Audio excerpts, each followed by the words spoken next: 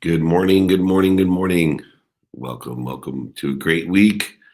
Little private group coaching here early on the Pacific Coast.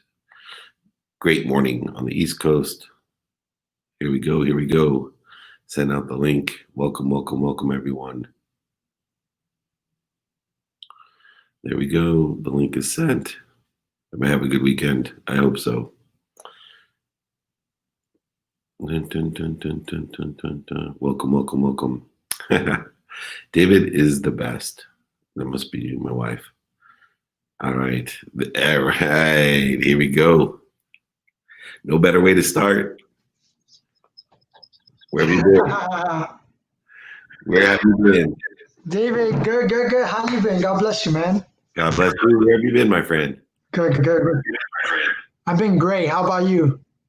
Phenomenal. So, so my question to you is the power of gratitude. I know you always says be thankful, and I catch myself like you said. Sometimes for 30 days, it's a habit. Thankful. Stop a few days, then I gotta catch myself again, always being grateful. But my question is to you: how did grateful help you overcome, whether in business and life, as a father, as a business partner, a husband, like how did that affect your overall is my question. What it really affected was the way in what I see. When you're grateful, you're seeking the best. You're seeking the lesson. You're seeking the light. It turns everything into the directional, fortitude that you need to get to or angle to what you want. So for me, in every aspect of my life, if I can, which I can't, if I take a grateful perspective to everything, which is a muscle to me, then I'm going to be able to move to something better. It's directly related to my philosophy of pain, right? Pain is not a stop sign with gratitude. If you have no gratitude, pain is absolutely a stop sign. Mental, physical, spiritual, emotional, financial, relational, all those pains that we feel every day. If we don't have gratitude, it just stops us. If we have gratitude, it pushes us to a better position. It puts us to a better situation. It makes the situation better in itself. It's a healing mechanism. Mechanism. Yeah, it really is. But it seems like it'd be so simple, right? To take every situation, but the ego itself puts us into a position of apathy, of anger, anxiety, worry, fear, corrosion, interference, void, shortages, obstacles. I've been telling myself to help me get into a perspective of gratitude. Whenever there's something that feels like it's a challenge or resistance to me, I identify it as a mountain, right? I got to get over this mountain. And then I remind myself, who makes the mountains, right? Yeah, wow. Right. And then, oh, the person or thing or place or energy that makes the mountains is with me. I'm so grateful that that I don't have to worry about the mountain, Now right? I have a question. Even in the valleys, right? Because when we're on the mountaintop, we're happy. But even at the valleys, sometimes those are the best. I can imagine even for you, that's why people are inspired by you. Those are the best lessons, right? So, how do you become grateful even at the valleys? That's where you should be looking for, I think, because you're learning the lessons.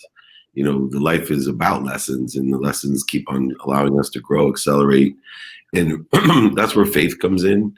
If you can just have a grateful perspective or faith that this is for my betterment, this is for a better place, a better situation, that one little, nuance of gratitude that literally tells us the glass is half full, right? Or I Yeah, feel my glass is overflowing. It changes everything, but it's a strong muscle, and you got to work it out every day. It's it has incredible strength, but it also with incredible strength comes dissipating energy. So if you don't use it every day, things can change the other way very quickly. gotcha. Okay. All right, thank you so much. Love you, Thank you. David. Love you, man. Say thank you every day. All right, bro. Bye. Love it. Thank you. There she is. Oh, The hi, white David. mouse. Hey, Jesse. How are you? Terrific. How are you? Good. So my question, you know how we were talking about dating apps last week? Yeah. Well, I actually went on one, and I was like pleasantly surprised because I was talking to this guy for a while, and it seemed like it clicked. But then we were supposed to have like a video chat on Saturday night, and he kind of like stood me up. So, I don't know, was it an opportunity? Like, I don't understand like when these things happen, like how to look at it. Yeah, for me, dating is one of the best examples and practices of sales because, I always tell myself I'm 25 no's from getting what I want, and that I'm better off that happened, right? So the universe, if you trust in the universe and know that you're being taken care of, then you just saved yourself a whole bunch of trouble by him not showing up. Because obviously, do you want to be with a person that's like that? No. So, uh, you just got a quick no, and now you move on to the one of the other 4.4 billion people on Earth, and until you find the person that completes you. No Jerry Maguire reference, but someone just for me, people say no all the time, and I'm so grateful for it. It just saved me a ton of time, and it's pushing me to a better person or a better direction, a better relationship, a better business opportunity, a better employee, whatever it is. It's pushing me to something better. Okay. All right. Sometimes it's hard because Yeah, all the time it's hard. Anytime someone says no to you or you're rejected, which has been multiple times in my life, it's hard. But if you seek the light, the love, and the lessons, and have the right perspective that you're for your better, not for your worse, that it doesn't mean anything. It doesn't. If someone doesn't show up, it doesn't define you, right? It defines them as someone that doesn't show up. That's someone that doesn't do what they say. For me, I don't want to have any type of relationship with anyone that doesn't do what they say. So I'm blessed when someone doesn't show up because it's just quickened the path to figure out what type of person they are, and they're out of my life before they get into it. Okay. All right? Hang Okay. in there. Keep Thank on you. dating. You'll find someone, trust me. Okay. Remember, my wife probably said no to me like 50 times before she actually later on in life went out with me. See, you don't have to. All right. Okay. Thank you. Take care. You I did too. throw an egg at her. I don't blame her, but Bye. bye bye. All right. Good morning. Hi, good morning. How are you? I'm doing wonderful. How are you? Beautiful. Thank you. Oh, I love these so much. Thank you. Oh, right on. Okay, so last Monday during an answer, you mentioned really quickly about, you said something about doing case studies of your mentors and you write down lessons. I don't remember what answer you were saying, but it was part of an answer. Can you expand on that? That sounded really interesting. Yeah. So I actually have a repository, which is just a folder. So I know like sometimes I say like different words and I forget the audience like, what the heck is that? So for me, I keep a folder every day, and I also keep a Word document open on my computer because I utilize my computer most of the time as my base of information. And what I do is I write down the lessons that I learn from any virtual, real, read mentorship that I have, because I found that so much of my day, I'm so blessed to be around so many people today, but even when I wasn't talking to hundreds of people every day, that I would get these lessons. Let's say even I met with 3 people during the day, and I'd hear like this killer lesson, some great, and I literally would think in my head when I heard it, oh, I'm going to remember that. I'm going to use that. That's going to change my life. And then, by lunchtime, I was like, oh my God, what was it? Because I wanted to repeat it to someone else. And I'm like, oh my God. So I started writing them down on my Word document, putting them into a repository. And then I started attaching stories to them. So as long as I could write the whole lesson down, then I would either, attach a story of my own or make up a story or research a story or, half and half true and whatever. And I'd make a note of the story next to the lesson. So for example, be more interested than interesting. I would put next to it, met my brother at the hospital. I don't know how the brain works, but if I have the lesson in a note of the story, I can tell the story and teach the lesson. And the cool thing is the story comes out differently almost every time. So even people that it's kind of like the movies that you can watch again and again. With my content, even, my jacket story or whatever, the way that I tell it, people still enjoy it every time and they learn something different from it every time. And I tell it differently. And, it ranges, determined upon how I tell it, it ranges somewhere between 75% and 95% true. The jacket story. But that's not the purpose of the story, is to be 100% true. The purpose is the lesson to resonate with people, that you can't take anything with when you're gone, that you literally, money doesn't buy love. And those are important lessons. So the better the story that I attach to it, hopefully it'll inspire someone else to remember and then practice that lesson as well, so that they can expand and grow. So I encourage everyone to create a list, a repository, a bucket of lessons, and then take the second step and attach the stories with a note. Don't write out the whole story, because then you go into the memory side of your brain. Once you get to the memory side of your brain, not the flow side of it, you're not going to remember it. I mean, our brains don't have that capacity to remember thousands of stories, but you can go down your list and pick out a lesson that's applicable to your day. You can see the note of the story, and it's going to stick with you and allow that muscle to grow. That's wonderful. Thank you so much. I appreciate it. Thank you. Have a great week. As well. Bye. All right. Good start here. Manny. What's up, Manny? Hi, David. Good morning. Great morning. How are you? Oh, I can't hear you. Uh-oh, I can hear you. Oh, I'm having technical difficulties. You want to log in and out? I'm toggling here. Can you hear me? Justin might be want to log in and out. Audio.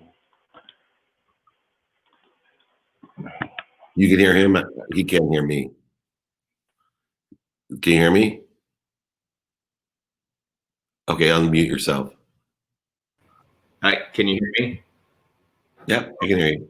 Oh, fantastic. Thank you. Technical difficulties here with my hands-free. Yeah. Hi. Morning, David. I spoke to a coach and I got alignment about creating the clinic, soccer clinic in my town with boys and girls for the youth. And a coach had said, well, let's develop a mission statement and an elevator pitch. So I wanted to ask you, since you're an entrepreneur elevator pitch, what are the key components that consist of a pitch? So I could create a slide deck and put ideas into it, memorize it, and deliver that ideas to others. Yeah, perfect. And I'll send you the pitch document that has these noted on it, so you don't even have to worry about taking notes on this. And who everybody else wants it, just let me know. We'll send you the pitch, the 5 things for a pitch. I'm also, if anyone's interested in pitching, my show was picked up by Bloomberg and Amazon, coming out in January. We're going to be filming in December. So if you want to pitch, there's $50,000 worth of cash and prizes for each episode. So if you have something you want to pitch, come on my TV show as well. People in my private group get special consideration for the show. And we'll send you that link as well. You can sign up. Okay, number one, most importantly and most ignored. The number one thing about a pitch is you need to go through it with a fine-tooth comb of credibility. People don't realize that when they're pitching, that the minute you go off of truth, anything that can be conceived or perceived as untrue hurts you immensely, because people start looking with skepticism in everything else that you say in your pitch. So my classic example I use is, this guy was pitching me and he's like, our revenue's up 300% this year. Well, in my mind, whether it's right or wrong, I immediately thought he was a bullshitter, because if he had any revenue, why wouldn't he say, we did $1 million last year and we're up 300% this year, $3 million. In my mind, I'm like, the guy did $1 last year and they're making 300 this year, or he would have told me the number of revenue. Why would he use percentages? So then I started looking, not with an eye of trust, but with an eye of skepticism, which ruined his pitch, because I was trying to poke holes into everything he said. So make sure you go through your pitch with a fine-tooth comb of credibility. The second is the emotional attachment. Just remind yourself, people buy on emotion for logical reasons. So you want to make sure that you somehow in the pitch are hitting what they like, what they don't like, have done as much due diligence as you can, figure out where someone's perspective may be, what their critical business issues are, as much as you can. If it's a cold pitch, you can't do that. But, in reality, you can ask questions afterwards and find out. But you want the best emotional attachment. And the best way to do that are lessons and stories. If you're pitching something of how you came up with the idea, or why you're passionate about the business, or why you must be what you can be, something emotional. For me, that's the critical thing I look for entrepreneurs. If I'm investing, is I'm betting on a guy or a woman that must be what they can be, because I can't teach that, right? And they may have a B idea, but if they must be what they can be, they're going to be successful, turn it into an A idea and never quit on it. Because remember, 99% of the people quit before they're 25% of the way there. That means in the early stages, you better find the 1% of the 1%, the people that are going to make it happen, more than the good idea, because that's more important. And then number 3 is reasons. Particularly the reasons in a quantifiable manner. So quantify the time, the money, the resources as reasons. Don't just dump features and benefits. And then 4, impact. Make sure that you talk about what impact it has. It's very big today. Obviously, people are looking for impactful. I wrote a book called Compassionate Capitalism for this reason. We're looking for merchant servants, people that are giving back and creating abundance. But you need to quantify the impact. That's an emotional attachment. You'll say, oh, childhood cancer is going to be cured. They'll quantify that. Say, I'll give you like St. Jude, which I, am on the board of advisors with St. Jude Hospital, one of the biggest charities. Example of impact is when Danny Thomas started St. Jude Hospital, 4% of children lived from leukemia.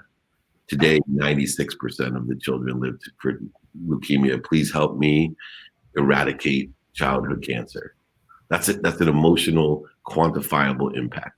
You could all feel that, right? So then finally is the capabilities. Make sure you can quantify the capabilities that would allow you to have even more credibility, but the realistic approach of being able to articulate the quantifiable capabilities that you have in order to effectuate what you want to do. So credibility, emotional attachment, reasons, impacts, and capabilities. And we'll send you that document, anybody that needs it, okay? Fantastic. Try out for 2 minutes. Right on. Good show. It's coming out. I want to help all you guys. Thanks, David. You got it. Thank you. And there he is, Kansas City's best football coach, Andy Reid. Always. How are you? How are you? I'm good, man. How are you?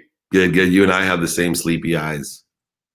Mate, well, I'm at the opposite end of the day, man. It's I know. We're getting towards bedtime, and when you got two little kids running amok, as you've experienced. Yeah. Are you thinking about having 3? God, no. I'm getting them chopped off. I gotta share this joke with you real quick. Someone said, "What's it like to I have 4 kids?" They said, "What's it like to have 4 kids?" I said, imagine that you're drowning with 3 kids and trying to keep everybody alive, and then someone throws you a 4th. Oh, nice. Well, no, look, I've openly said that she can take the garden shears to him now. Like, that's it, we're done. I'm tapping out. Smiling back there. All right, what do you got for me today? Right. I've been tuning in a lot more to a lot of the spiritual stuff that you really do beat the drum to, but I'm saying this in a nice way. You're quite a frustrating character as well, because the reason why I sort of gravitated to you in the first place was the level of practicality that you seem to exude when you're doing stuff, right? I'm getting frustrated right now, and it sort of ties in a question I asked a couple of weeks ago, and I was concerned about maximizing the things that are going on right now, and worrying about that. And you said, well, just be grateful for the stuff that you've got, right? But at the same time, I mean, there's always a lot to be said about having some sort of a plan, right? Or having some sort of a map as to how you want to get to what you want to achieve. I mean, ultimately, I want to be, I want to be a go-to guy in life where people can know that they can, if it hits the fan, they can give me a call and we can sort it out. But ultimately, because I'm really practical as well, and the spiritual stuff I understand and I really do appreciate, but at the same time, there's got to be a fine line. There's got to be a balance. So you're talking about 1 billion people, right, that you want to help and influence and whatnot, and I'm sure that you are tremendously grateful for what you have now. But where's that balance between the two of being satisfied and having gratitude for where you are, and then but then also having that level of ambition to not be completely satisfied where you are? I got you. So first, there's no balance. There's a blend. So I like to look at it as a blend. And here's the 3 steps that I take, and the struggle that you're having is real, because that's even on my side, because I'm very pragmatic. I'm blessed to have lived so much of my life in a scarce world, a pragmatic world, one that I think the key to life was to outwork you and to have the most money, and everything was at a lower vibration, and then be able to make a transformation and understand these highly complex metaphysical, physical, quantum physical things that are truly pragmatic, but yet very spiritual. So think about this. We'll take a step back. And I think this fits in perfectly to your blend. 1, always be grateful for where you are, right? Always, you're at the right place at the perfect time. 2, enjoy the consistent, everyday, persistent, without quit pursuit of your own potential, which is very pragmatic. That means, utilize the 5 daily practices of taking inventory of your values, asking people for help, availing yourself to help others, being completely pragmatic about being a student, paying attention to, giving intention to what you think, say, do, believe, those quantum memories that you have towards what you have planned during the day down to the minute, what you don't have planned during the day down to the minute, and your sleep, doing things now, creating a do it now list, a pragmatic repository, prioritizing by what's most important first and what's urgent. And then on a little bit more spiritual side, blend it with practicing ending fear, so you don't waste time, energy, and emotion. I'm doing a training this Friday on time management, which is going to talk about this blend. So the first step is 1, I'm completely happy where I am. I'm in the right place at the perfect time. 2, I'm going to utilize the 5 daily practices and my enjoyment of the consistent, persistent pursuit to angle to what I want. So I have a plan. I know I can't get directly there. If I was that smart and vibrated that fast, life would be boring, right? If I wanted to win the lottery and I could pick all 6 numbers and the mega, right, that'd be easy. That's a direct path. We don't have that available to us in the pragmatic blended world that you're talking about. So what do? We do our best to enjoy the angling towards what we want. And then here's where faith blends in, spirituality. So you're like a pit bull holding onto a tire to try to get what you want, and you're angling towards it and you're happy doing it, but you're giving everything you got, student in your calendar, 520 rule, the 120 perspective, all the things that I teach, pragmatic things that you like about me. But on top of it, you have faith that you're going to end up somewhere better than you even think. So, yeah. Right. And so you're exactly where you're supposed to be. You're giving everything you got to get there, to get where you want to be, but you're angling towards it, learning lessons. But most importantly, you have faith that, you're going to be somewhere better, because the guy who makes the mountains that you have to run over and through and around, and that's who's with you inside of you, whatever you define that as. So that's how I blend. I don't balance, because there's no balance in it. I have weighted balances of values, but I blend my faith with an extraordinary pragmatic practice, because I live in a pragmatic world at this vibration. Another analogy would be this. I'm a completely abundant person. I'm talking about comparison, sucks the joy out of your life. But does that mean that, I don't play a sport to win? Right? I play a sport to win by doing the best that I can do and elevating the team to do the best that they can do. But I'm hyper competitor. I want a winner and a loser in a game that I'm playing.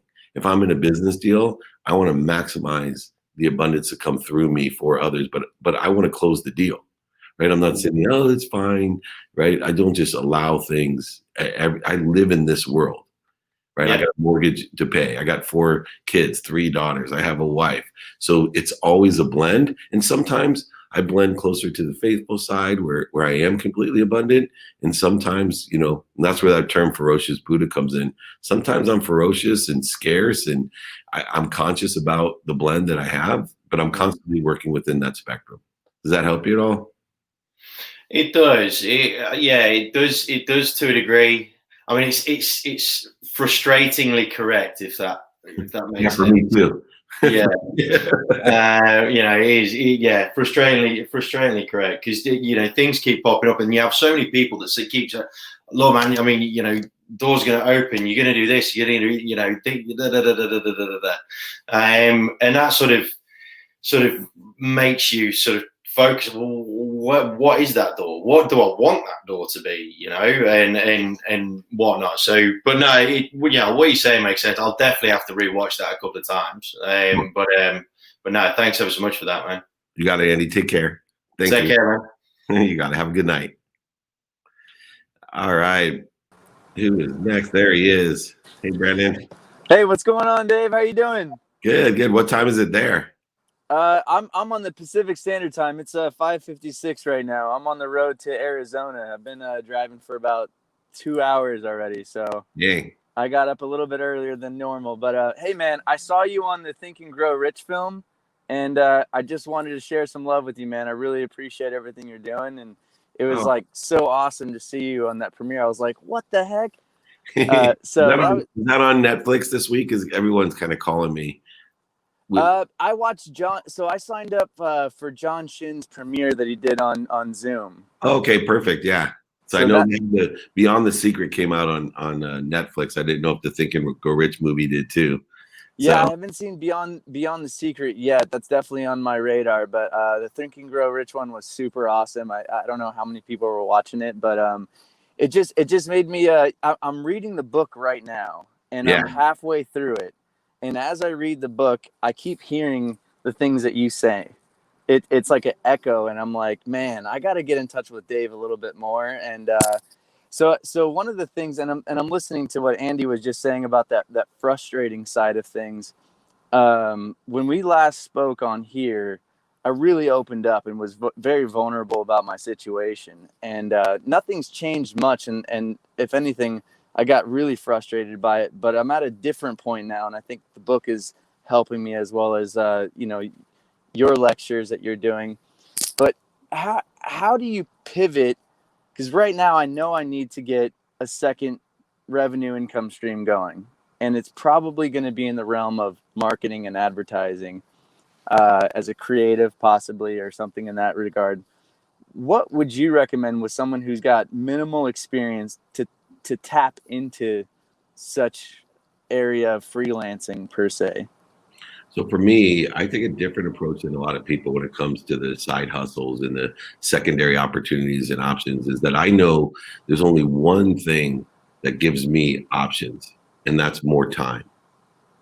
And so in order to get more time on the pragmatic world, it usually takes more money. And so what I do is I look at what I'm doing today and seeing how I can do it faster and make more money from it. Those two simple things. I literally still do this today. That's why I have multiple, what I call refocuses, because the side hustles and whatever, I believe you only can focus on one thing, but you practice the muscle of refocusing. The more time you have, it allows you to refocus quicker and more often. So for me, I spend a period of time looking at how can I do what I'm doing faster, and how can I make more money from what I'm doing today.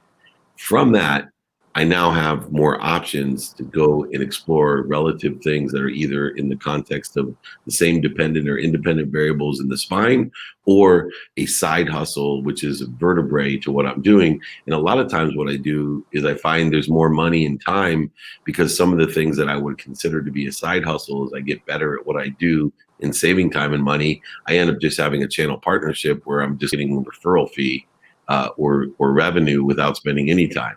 Because I realized, wow, I make more money in and save more time over here, somebody else has that marketing capability. And instead of having a whole side hustle where I have overhead and employees, they're paying me 20% just to hand off the business that I'm getting because I'm doing my primary business better. And then I create this big spine that has 1, 2, 3, 4, 5 different opportunities that are, my primary opportunities. And then off of each of those different regions of my spine, I have maybe hundreds of referral agreements that during the course of those businesses, I just hand off. I'll give you guys an example how I made that. So I obviously do a lot of media. So all of a sudden, everybody wanted to, do what I was doing. So they were, I work with big entities. So whether it's the Pro Football Hall of Fame or the Rose Bowl or, these big clients were like, Dave, do our videos for us. Right. So I decided, genius. I was referring business out to the video company. Well, they were like, Dave, we can't handle all the business. Why don't you buy our company and expand it? You have this experience. And so, genius over here is like, oh yeah, that's a great idea. So I end up buying the media company. We have tons of business, but I go from, and I'll just round off numbers, but let's say that I had a 10% referral fee for doing nothing except for handing the business off. Right. I went down to 2% plus the overheads and the headaches and I decreased the amount of money I made 8% and my liability about 800% because I was, wanting to have that side hustle when I realized it should be a vertebrae business. So I ended up selling the business back to them and getting back into a situation where I wasn't spending or wasting time and making more money. So do an analysis every day on how you can save time and make more money on what you're doing. Or if there's something else that arises that you can make more money and save more time doing, then switch and then create opportunities and options off of 2 things, time and money. I love it. I love it. I have one more question about the pitch competitions that you're doing. I'm working on a prototype right now of a product, but I have no patents yet. I'm not even at a point of disclosure yet, but I would love to pitch this to you. Yeah, you should try out to the show, dude. Try out. It's so the thing that's different about this compared to Shark Tank and Elevator Pitch, and the reason that I executive produced it is that unfortunately those shows, you don't have enough time to vet a company to invest in it. Right. But I think, as powerful it is to understand how to fund a company, you got to open the door and stimulate interest. So I'm looking for, moms that want to pitch their kids to eat broccoli, to people that have ideas, to people that do have mature funding opportunities. But we're not investing on the show. We're not investing in the company. We're giving prizes to the best pitch. Right. In cash for the best pitch. So, come on the show and pitch. It doesn't matter what stage the business is at. We're not funding it. It's only going to improve the way that you pitch and also hopefully give you some support in winning and exposure for sure. I guess what I'm most concerned about, and this goes back to another video I was on with you, is revealing this product before it's even ready yet, Yeah. Should I just go for it and just say, whatever, someone could. This is personal to me, right? I believe that, there's an abundant universe and that, revealing, if you're not confident yet to reveal it, then you don't really have anything, right? Oh man, no, I'm so confident. I just don't want someone to bite it. I don't want someone to copy it. Yeah, that's so hard for me because I don't want to give you bad advice and I don't know what it is. So IP wise, is it protected? Is it not protected? So I think,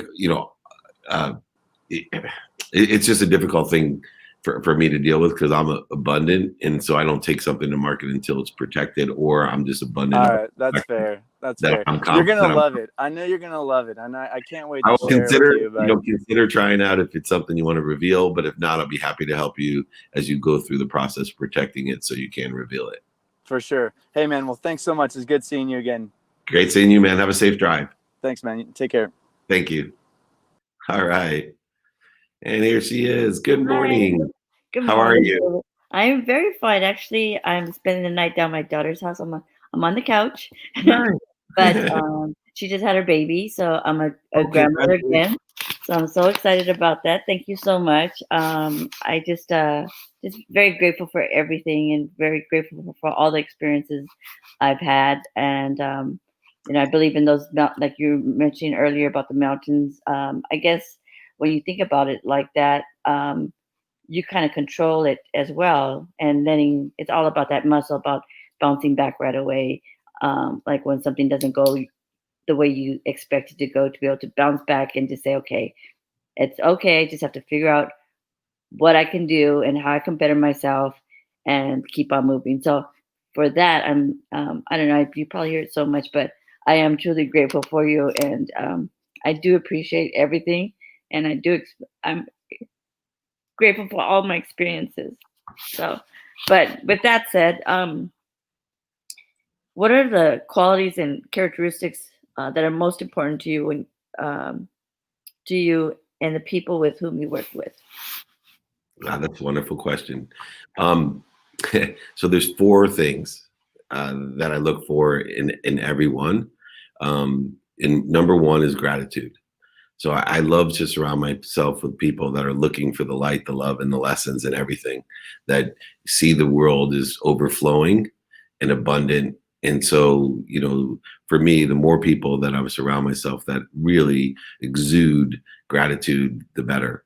The second one is forgiveness or empathy. I think more and more, because of technology, empathy becomes a superpower over the next 2 decades or so, that we're going to find that those people that have not only an academic intelligence, but an emotional intelligence and adaptable intelligence, which then aggregate themselves as empathy, the ability to feel and connect to others without the interference or corrosion. And the way that we do that is through forgiveness. And this weekend, I learned a philosophy about forgiveness that changed my perspective of it and really empowered me. And that's forgiveness is a bridge. Right? It's a bridge to leave what's behind us. And so anything that's bothering us is behind us. And if we can use forgiveness as that bridge. So, I'm really looking to surround myself with forgiving people, because gosh knows I make a lot of mistakes. And so do the people around me.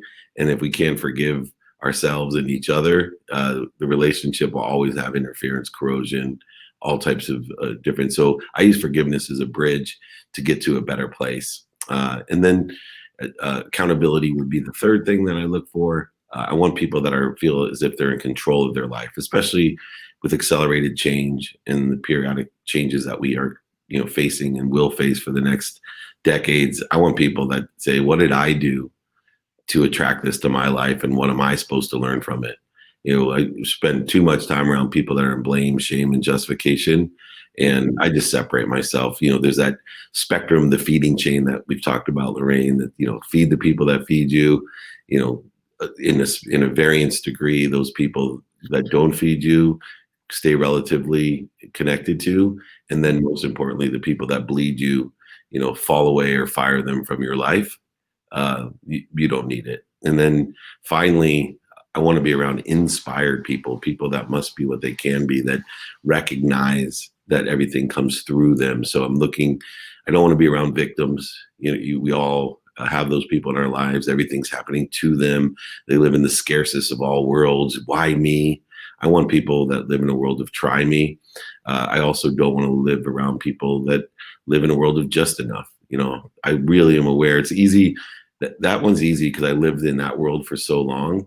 And, just being in Southern California, all these people that, and they're lying to themselves. I can see them buying things that they don't need to impress people they don't like, would be the easiest, or buying different things to make themselves happy, or, and when I say that, it's not just material things. They're spending money on different things to make them happy. So those are the four things: gratitude, empathy, accountability, and inspiration. And the feeding chain is the spectrum in which I kind of place people upon once I realize where they sit. And because it's all determined by my perspective or my reality. So someone, this is a mistake a lot of people make too, is somebody may feed you, Lorraine, that bleeds me. And it doesn't make them a good or a bad person. It's just according to where I sit today and the position that I sit in, perspective and values, that they may be bleeding me, but they may be someone that feeds you a lot. And a lot of times we take the needs of the ego to separate us and say, oh, you're friends with that person, I can't be friends with you. We almost do this in politics. I see people all the time. Oh my gosh, you're voting for that person. I can't be friends with you.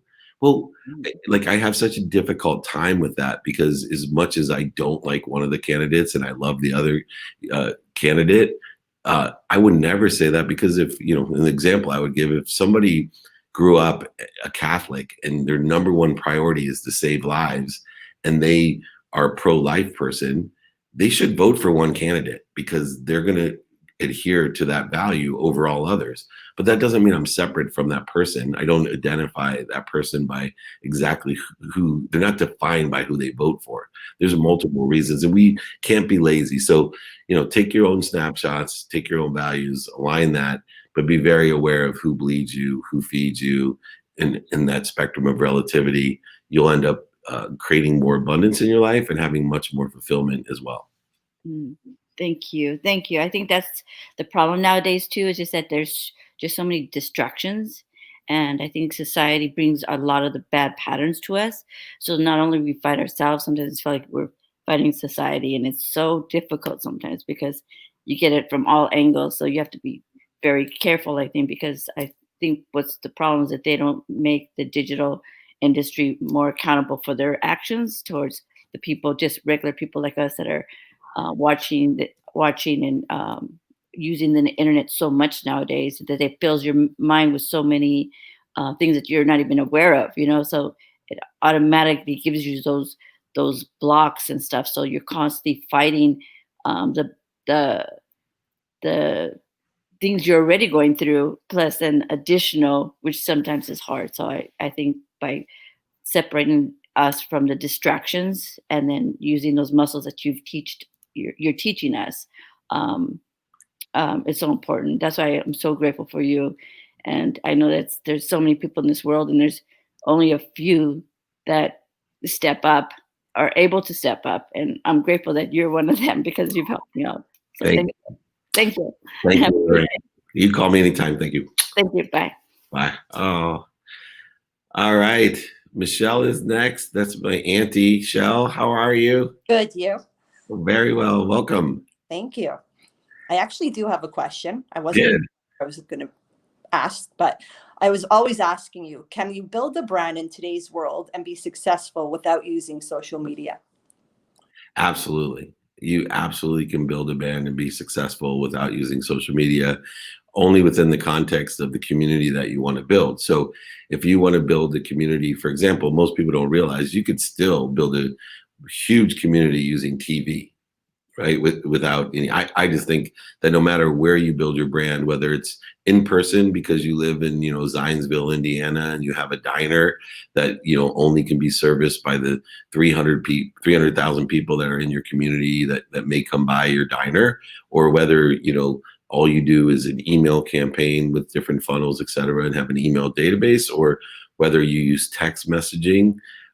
My feeling is that social media itself is not a platform. To me, it's an amplification and perpetuation repository. And so no matter what I'm doing in person, on the phone, via email, all ways to build communities in a traditional sense. You can advertise in a newspaper if that's the community that you want to build. You could put a flyer up on a post still and build a community and a brand within the context of that community that you want to build. But you can capture it so inexpensively, amplify it, and perpetuate it on social media and take advantage of the nuances of your business that may be attracted or valuable to 4.4 billion people.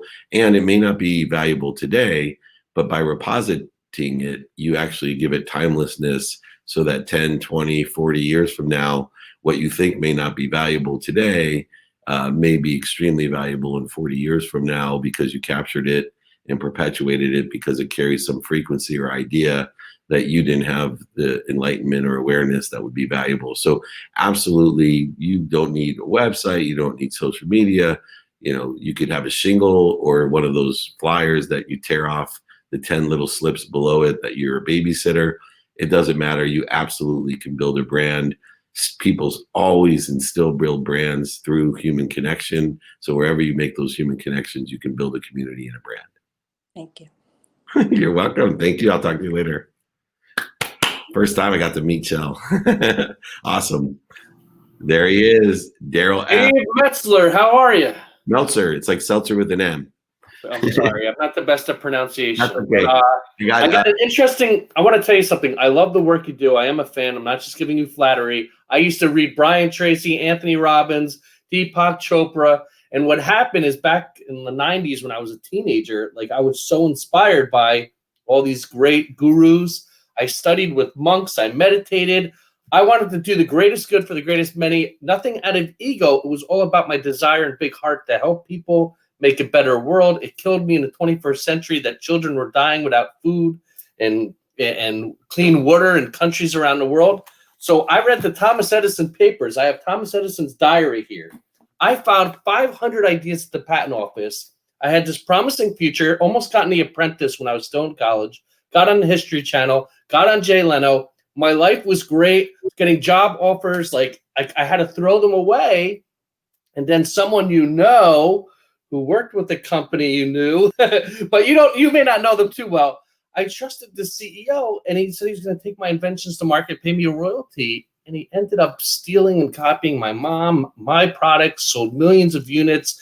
I created the TV show Pitchman, which aired on the Discovery Channel. It was my concept. They said they were going to pay me for it. I know Tom Beers further developed it. I didn't meet Tom Beers, but Anthony Sullivan flew out to California, met with him. They took it to the next level. Huge hit. And I know we got to get rid of our past. And no one wants to hear negativity. But what happened is, like, this is a true story. I was expecting these consumer products to make the millions I needed to fund my big ideas. And I found a patent application on what Square became. I literally built a website that was almost identical to what Facebook became. I could show anyone my 2004 website. I ran into a lot of naysayers, but even Thomas Edison said, you're going to run into naysayers. But the question is, do I talk to people about my past, or do I just freaking let it go? But I want to build that credibility. I want an academic scholarship for my innovation research. I want an award on the History Channel inventing a financial payment app similar to Square, but the CEO that was going to invest, I was looking for my first job, and a CEO told me he had 50 million. He's going to take my inventions to market. Don't share them anywhere else. So for like 5 years, I didn't share them with anyone else, thinking I was going to make millions with this bozo who got sued by the Attorney General for scamming thousands of people. Then all my other inventions came out. I got beat to market, and then he told me to sue to get paid. I got set up for a press op. I was slandered. I was in a legal battle for years. Look, I don't want to be negative. Success is about finding great people to work with. And the question is credibility. Like, people ask where I worked, what did I do? And I worked with this company without, being a W-2 employee or 1099 for years, because I thought I was going to be a multimillionaire.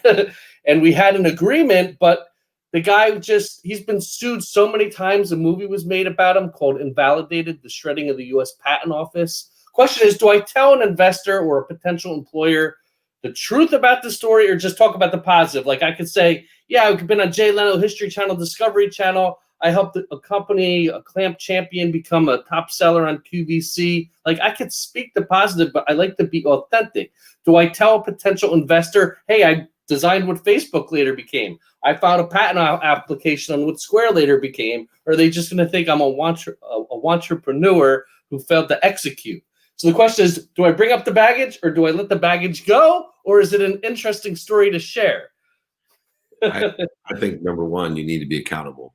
Right. Okay. So you can't go to blame, shame, and justification. So you spent the last 4 minutes in blame, shame, and justification, which to me, regardless of your credibility, diminished your capacity as an entrepreneur of anyone, as Lorraine had suggested, that I want to be around.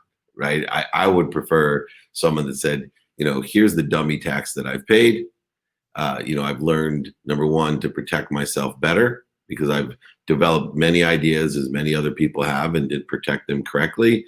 And they've evolved into some parts and pieces, of those companies. I promise you, although in your mind, you created these great companies, I was a part of some of those companies, and there was a lot more to it than any idea you could ever have or fathom in your mind.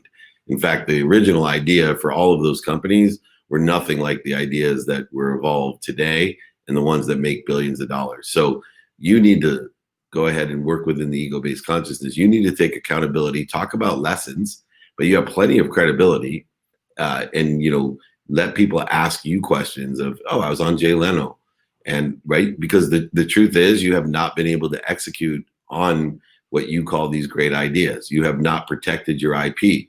If I was your business coach working day to day, I would, be very critical on, all right, let's talk about what did you learn, right?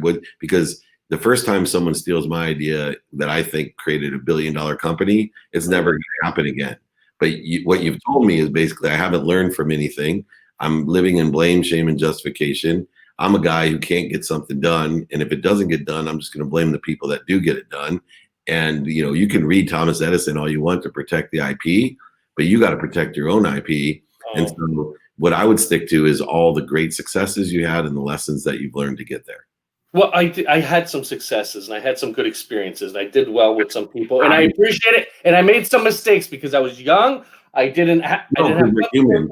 You're human. You made some mistakes because I went in there without a patent. I went in there with just a drawing. I wasn't as professional. You don't got to tell me. I'm here telling you. I get it, man. We got people waiting. I appreciate. Well, one last question. I'm making a new demo video for my new product. I shared something with you, but I've made it a lot better. How long should a demo video be max? Like, I really like the wow with innovation and features, but I have a short teaser. But how long do you think a new demo video should be max if I want to put it in a pitch deck? So for me, I do a demo video that consists of stimulating interest, transitioning interest, and sharing a vision.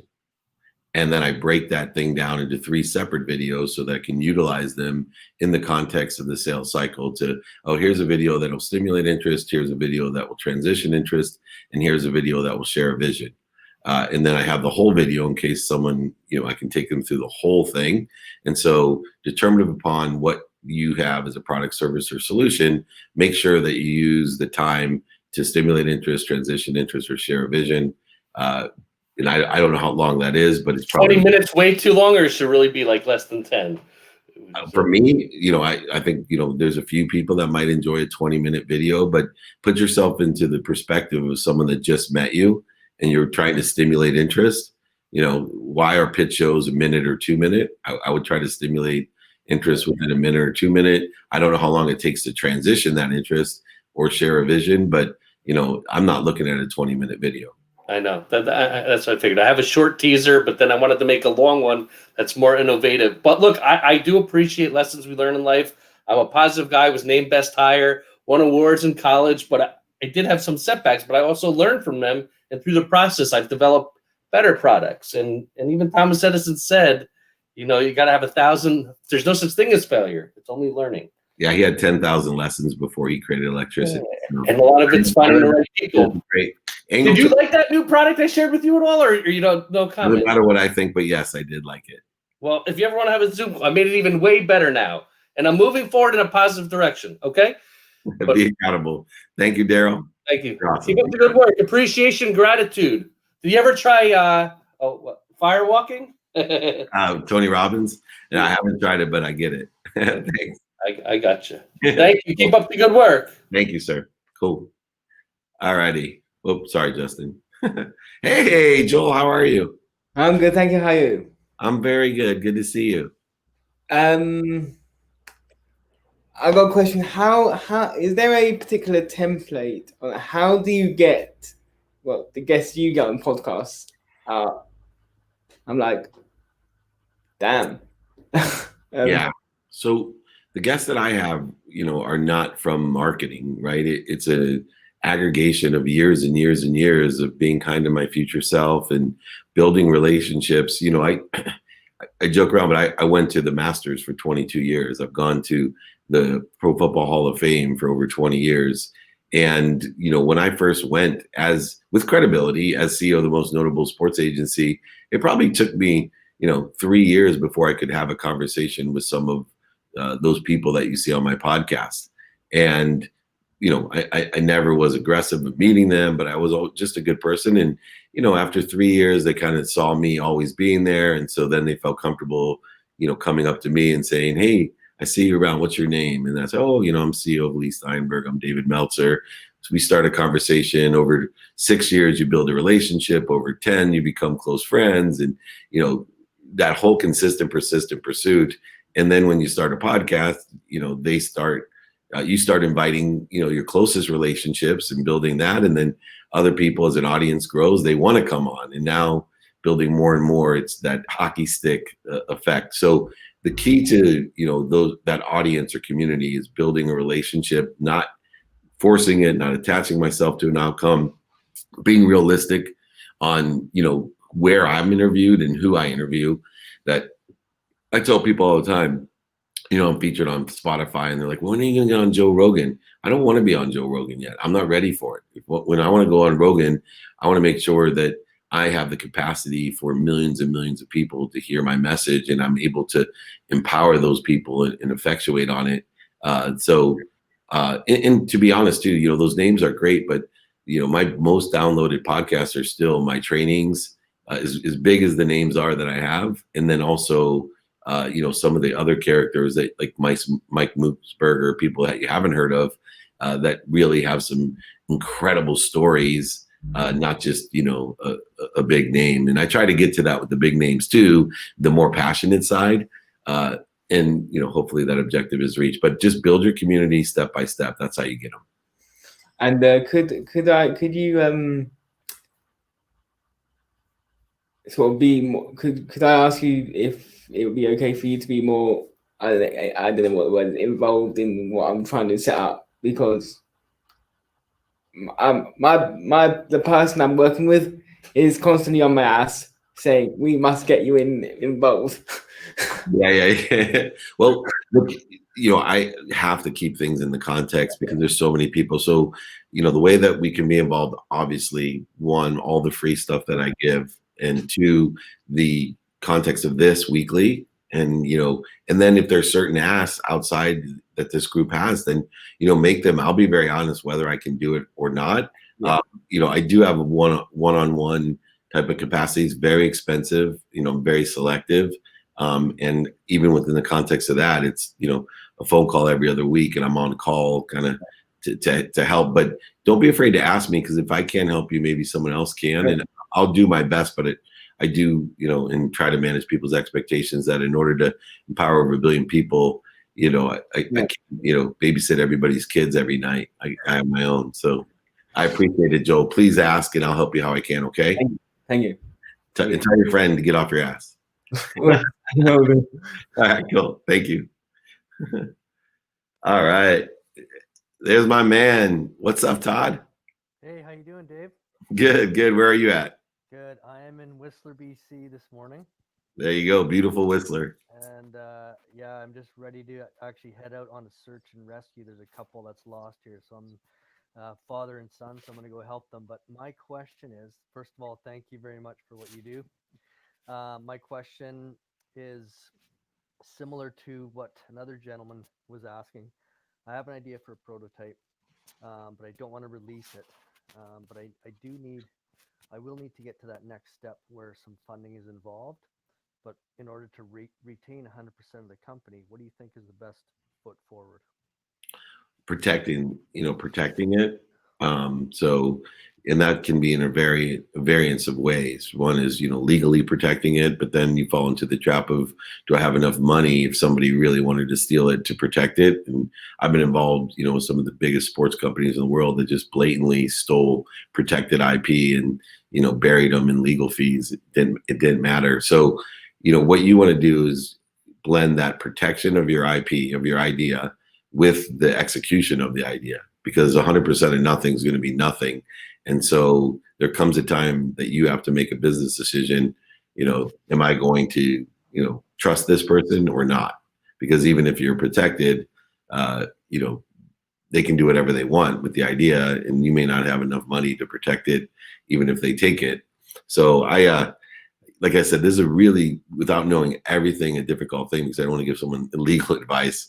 But to me, I personally, unless it was like a formula, if it's just an idea, I'm a St. Jude type of philosopher. I give my ideas to everybody. And look, if you're better than me, good luck. Good luck. you're only going to educate the market with my idea, but I'm going to be better than you. And if I'm not, my company's not going to survive anyway. So this is my personal, this is not legal advice to anyone. So don't take it that way, but I'm not protecting anything that's not more of a formula or a design that, obviously can be copied.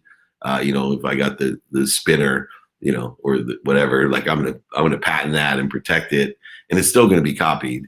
But otherwise, if I have an idea, and I want to create, a waffle cone for Sundays, I'm going to tell everybody that's what I'm going to do. I want them to educate the market, that I'm going to execute faster, better, and I'm going to win all the business, and they're going to advertise for me for free. That's my philosophy. Okay, so just bootstrap as much as I can until I get to a certain point, and then ask for help. Yep. Okay, great. Well, ask for help the whole way, but bootstrap. All right. Great. Thank you so much, David. Good luck finding those kids, the family. Thank you for doing that. Thank you. Super cool. Have a good day. I'll pray for it. Thanks, David. Superpowers coming your way. All right, cool. It's those little things, you skip, and you're sitting there, we're talking about business, and Todd's going to go out there, and there's a father and a son missing in the mountains. Imagine how important it is to get out there and help. Hey, Randy, that looks like a hat that I got in the mail. Oh, really? Yeah. Very nice. David, I wanted to say thank you. Is that a picture of me behind you golfing? So you got Tiger and Michael and MJ, but look at what is behind me, though. The ferocious Buddha? And I have my notes on here. Be curious, ask. Be more interested than interesting, 120, alter ego, ask big. Does that sound fair? I got all my notes, but I have a specific question. Yes, please. I have lived my life at times, years and years ago, thank God, in the not enough space. I have spent time in the just enough space. I have even tasted, and I feel that I'm vacillating, and I want to spend more time in the more than enough abundant world. It all comes down to the mindset, right? So my question is very specific. I meditate. I've told you TM for years, but my question is, how do I put more? I want to spend more time in the abundant, and I think I'm tasting it, and I think I'm there, but can you give me a little tidbit or nugget that can help my mindset to be there more often? Yeah, I think practice ending fear. When we have the three things that I would practice is one, employment status, I call it, is the E in ego. So for some reason, we want to tell people this great credibility. We define ourselves by the positions we hold or what we've achieved or whatever. And I want everyone achieving as much as possible in an abundant world, because you're sitting in a universe of limitlessness, like it says behind you, and infinity. But we can't define ourselves as some title, as some position, as some identity of achievement. And then two, the big one is what we get. So E is employment status. G is what we get or what we got. I got it on another sheet of paper. I know. I'm studying. Go ahead. And then most importantly, this is the one that I'm still learning. I have a really good grasp on not defining myself by what I do, and two, by what I get, because it all comes through me in an abundant world. Right. But more importantly, I have trouble still not seeking approval, or ego, defining myself but what other people think. So I wish I could tell you that when people say stuff, it doesn't hurt my feelings. Right. So for me, the key component for you, Randy, is how quickly, whether you're dealing with your family, your friends, your associates, prospects, how quickly can you get back to your center, right? How quickly you're going to be offended. You're going to seek approval. People are going to hurt your feelings. You're going to get worried, angry, frustrated, separate, inferior, superior, not worried, like all these interferences to abundance that create that scarcity. But if you're on the cusp, then what you want to do is to practice the muscle of getting back into center when you feel that. And it mostly falls with me within the O, what other people think. Yeah. I have a pretty good handle on receiving. I have a pretty good handle on my defining who I am by not what I do or my employment status. Right. But the third one's the big one. And I think knowing you a little bit, I think you can work on that third one as well. Does that sound fair? It sounds unbelievable and totally on point. And thank you. Have a great day. Thank you for everything. And Colleen, thank you for helping to facilitate this. I put the question in the wrong place. She gave me the link. David, thank you. I hope you had a good time this weekend. I understand you were officiating a wedding, and I hope it went well. Yeah, Indian wedding. It was a multicultural, super wedding. Shout out to David Marino and Mira Marino. It was one of the most beautiful experiences of my life, and it was really nice. So, well, mazel tov, and thank you for everything, David. L'chaim. See ya. L'chaim. Thank you. All right. Last but not least, Kathleen, are you here? Oh, yeah. Good morning. Good morning. I didn't realize I didn't have my camera on. I apologize. That's okay. So, good to see you. Great to see you. So I think this is a follow-up question to the question that was just being asked. It's having to do with spinning down into self-doubt and how quickly I can get back to center. So I can work very diligently on something, be very inspired, and eventually, this is a pattern that I've had all of these years. I get to a point where I get riddled with self-doubt. Something creeps in that I have self-doubt about, whether it's like something should be happening by now, or at my age, I'm kind of already washed up. It's just like, it's over. I might as well, just, find a bag of Oreos and just, get out of shape and, whatever, become a bag lady. But so what I get so, and I'm in one of those funks for the last few weeks. I always go back to gratitude. I practice it day in and day out. It's one of my tools. However, there is still that kind of generalized, not malaise or melancholy, but just feeling like it's off. And I don't like being in this headspace. Even though I implement all the tools that you speak of, it's still something that it impacts, and I recognize it, right? Everything comes to a screeching halt when one is in a state of negativity of some sort, whether it's minor or a big deal. So I'm just looking for more clues about how to, pass through it, gracefully and quickly rather than lingering. I'm a lingerer. The more aware we get of patterns, especially patterns that create resistance, void, shortages, and obstacles in our life, the more aware that we feel that we're stuck or keep and continually ending up in the same place, the closer we are to breaking through. So we should be more inspired.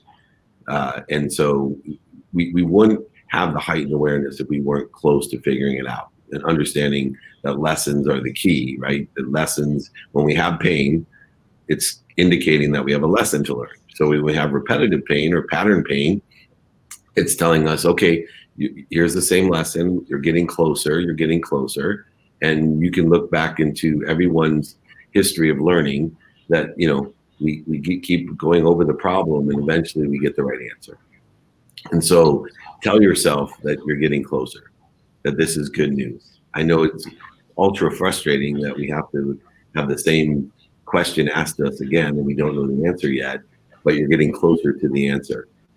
One of the things that will help accelerate that answer, because it's determined upon your confidence and your clarity and your balance and your worthiness, is when you're in the funk of being stuck, not only should you tell yourself to get stuck being stuck, that you're getting close and get more excited. It's kind of like getting to the 24th no.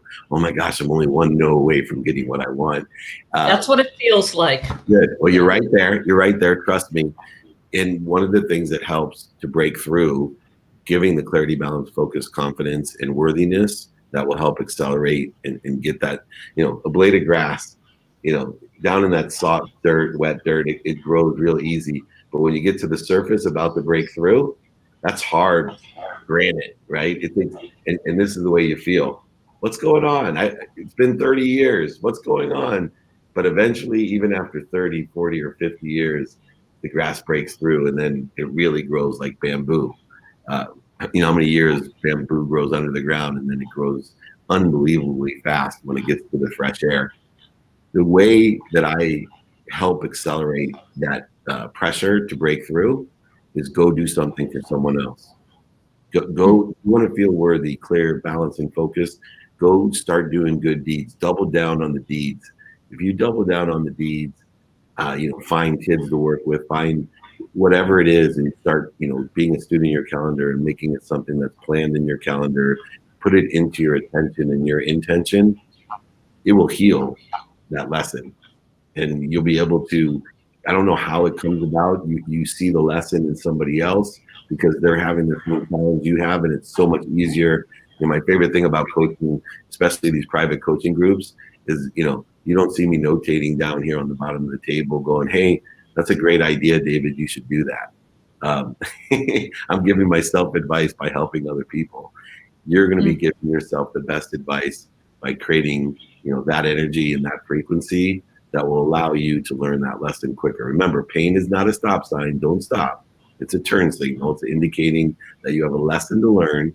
And when you learn the lesson, it's going to put you in a better place, a better situation, even better than what you can think. You're angling towards what you think you want, but when you learn those lessons, it'll put you in somewhere better than you even can think. Does that sound fair? Yes, it does. It does sound fair. I've been taking those turns for a lot of decades. Enjoy them, right? Enjoy the view. That's what I'm trying to remember, is to find the joy in the journey. And, sometimes it's not a party in here, but, so I am. Thank you very much. You got it, Kathleen. Thank you. And thank you, everybody. You too. Thank you, everybody.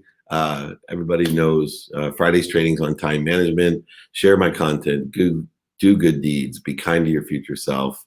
Thank you so much. We'll catch you next week. Thank you, thank you, thank you. Everybody interact in the private group. Let's network and help each other. We've been going 1:11. That's a good time to stop. That's my lucky number. Have a great week, everyone. Take care.